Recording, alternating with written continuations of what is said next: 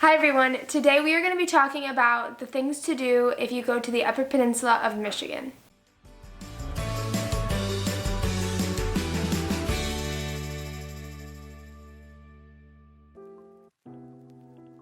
So if you're going the way that I went, starting at the mitten of Michigan and going up over the Mackinac Bridge, the first thing you need to stop and see is Mackinac Island. This was the first time I had ever been to Mackinac Island and it is a must-see.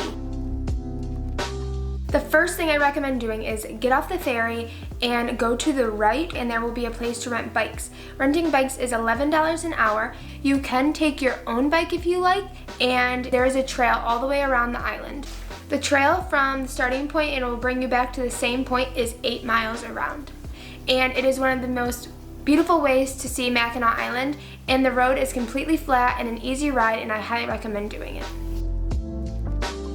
So once you get on your bikes and you get going, you're going to see an area on your left and it's going to be labeled Arch Rock, and you can climb up some stairs. It's quite a few stairs, so if you are not a big fan of stairs, there is other ways to see Arch Rock, but I do recommend going up here, and there's a viewing point and it's a beautiful rock.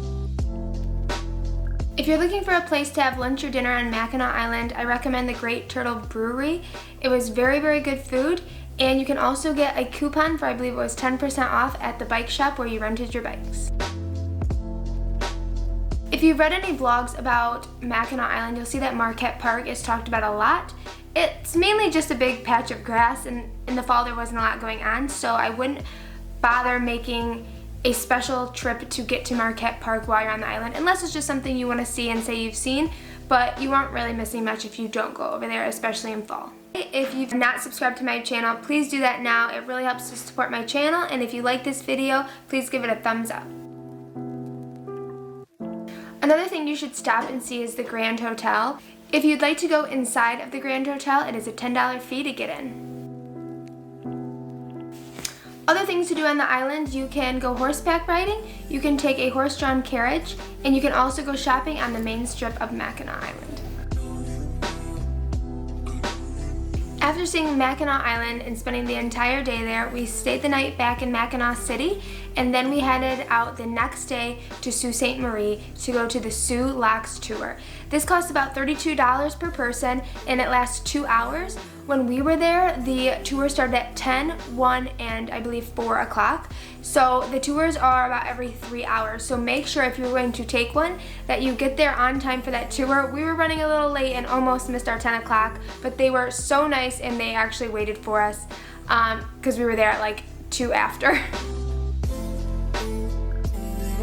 We also had lunch there at Carl's Cuisine, which is right down the street from the locks, and actually we saw a freighter come into the lock system while we were having lunch, which was an amazing sight. I actually was a little nervous. I didn't realize the lock was right there, and I saw this huge boat coming in, and I was like, what the heck is that? But once I realized what it was really, really awesome. They had really good food. I had a salad, and my friend got the fish and chips, I believe, and we were both very satisfied. If you'd like to see a more detailed list and information with links of things you can do in the UP, go into the description below and I have a link to my blog post. You can also get to my blog by going to simplymissarah.com. If you check out my blog, I did list other things that there are to do in Sault Ste. Marie. The next thing we saw was Tahquamenon Falls. If you want an easy way to remember how to say this, it rhymes with phenomenon. So Tahquamenon Falls is also called Mini Niagara, and if you see it, if you've seen both, I should say, you would understand why, because they are shaped very similarly, just on a smaller scale in Tahquamenon. There are 2 ways to view the falls. The first way is to just go in and go to the right once you come to a fork in the road, and that will take you to the viewing of the upper falls, which are stunning. And then if you would like to go for a hike, which we chose to do, you will go back to the left all the way down, and there will be a trailhead there, and you'll take that. It's a 4-mile hike to the lower falls. It is a wonderful hike, a little bit strenuous, and then you have to turn around and come back, so it's out and back, not a round trip. So it'll be 8 miles total if you decide to do this hike. And there's no cell phone service, so you have to go out very prepared if you're going to take this hike, especially later in the day. Our next stop was Pictured Rock, and this was the highlight of our trip. We were so excited to see Pictured Rock. I highly recommend taking the boat tour to see the rocks because you can get a lot closer if you're on the boat. However, you have to reserve them ahead of time. We went the day of and we were unable to get a boat tour. So what we did is we decided to drive to Castle Miner's viewing point. From here you can see Pictured Rock, and if you have good binoculars, you can see the details of the rock.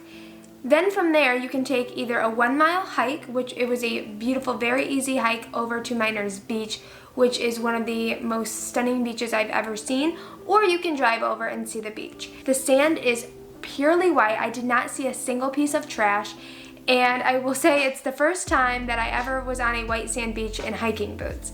But the water is perfectly clear in Lake Superior, and the rocks that are pushed up by the water are all colorful and beautiful, and it's a sight that I've only seen in pictures online, and it's something that I never thought I'd see in person. So I highly, highly recommend making it over to Miners Beach. If you get to a spot in Pictured Rock where you're going to stay for the night and you can get there early enough, I highly recommend trying to find a spot where you can see the northern lights. October, which is when we went, is one of the best times to view the northern lights on the horizon. It's not the same as you'd see in other parts of the world, but it'd still be pretty cool. Our next stop was Porcupine Mountain. This is actually about a 3 to 4 hour drive from where you would be at Pictured Rock. And if you're not going to have a few days to stay in Porcupine Mountain, it's a state park. It's actually the largest one in Michigan. I don't know that I would recommend taking the drive out. By the time we drove out there, we didn't really have enough time to see anything that we wanted to see because we needed to get back at a certain time. So if you're going to go to Porcupine Mountain, again, I just make sure you have a couple days, or maybe take a designated trip up to Porcupine Mountain. On our way home from Porcupine Mountain State Park, we decided to stop at a place called Kitch-iti-kipi. It's a natural spring in Michigan. It's amazingly clear. You can see like 30 feet down. There's also a pole raft that goes across the small spring. However, if you don't have a Michigan passport, I think is what it's called, I would not recommend spending the $9 to see it. Also, the line to go on the raft was enormously long, and we actually didn't even stand in line to go on the raft because the raft takes a long time to go across the spring and back. So if it's something you have to see, it's $9 to get in if you don't have a passport, and then you're gonna stand in line to go across the raft.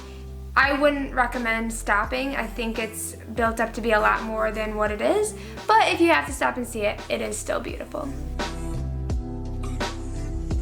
If you are coming from the Mitten like we came from, Upper Peninsula, it's in the Mitten over on this side. Sorry, I'm not a Michigander. From this side, it's on this side of, like up in here, of the Mitten. And I was told it is a very amazing place to stay. They have a lot of wineries. You can do a little tour. Fishtown, I've heard, is also amazing from my friend who I was with. And I plan to take a stop up here at some point, and I think you should too. And if you've never been to Michigan, there's a place called Culver's, which I don't eat meat, so maybe isn't a must-see for me, but for many people, I am told Culver's is a must-stop place to eat in Michigan. And my friend was sure to put that on our itinerary. Thank you guys so much for watching my videos. Please give this video a thumbs up if it was helpful for you. Don't forget, if you want more details about my trip and the things I mentioned in this video, I do have a link to my blog in the description below, which has a lot more details about taking a trip to the Upper Peninsula of Michigan. And if you like viewing my videos, please hit the subscribe button and the bell so you don't miss any of my future videos. Again, thank you for watching, and we'll see you in the next one.